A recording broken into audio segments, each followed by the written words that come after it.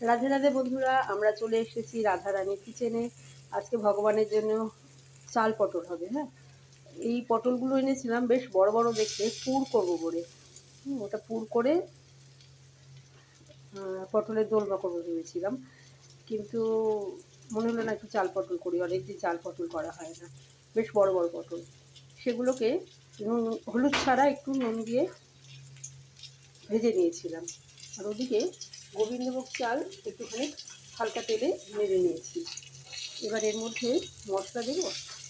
এই যে মশলা করা আছে এখানে, জিরে, লঙ্কা, টমেটো, একটু চার মগজ আর মিছরি এর মধ্যে দিয়েছি, গুঁড়ো হয়ে গেছে।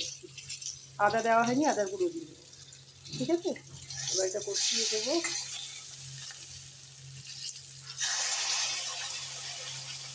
শুকনো লঙ্কা ফোড়ন দিয়েছি, তেজপাতা ছিল কিন্তু মনে নেই দিতে। এর মধ্যে কাজু কিশমিশ বাটাও দেওয়া যায়, কিন্তু আমি আজকে দিইনি, আজকে চার মগজ দিয়েছি। আর আদার গুঁড়ো দিয়ে দেবো, ডাস্ট রয়েছে। এটা কষিয়ে নিয়ে মিষ্টি দেওয়া আছে, মিষ্টি দিয়ে দিয়েছিলাম টেস্টের সময়। আর এটা একটু কষা কষা হইলে তেল ছাড়বে যখন, তখন এই অল্প করে ভাজা গোবিন্দভোগ চালটা এর মধ্যে মিশিয়ে দেবো। নাবানোর সময় একটু ঘি গরম মশলা দিয়ে দিলেই, জলটা একটু গরম জল পরিমাণ মতো বুঝে বুঝে দিলে খুব সুন্দর হবে, খুব সুন্দর হয়, খুব সুস্বাদু হয়।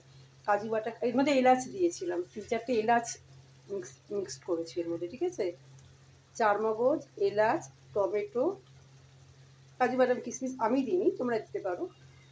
আর লঙ্কা, জিরা, আদা দিইনি, জিরে দিয়েছি, ধনেও দিইনি।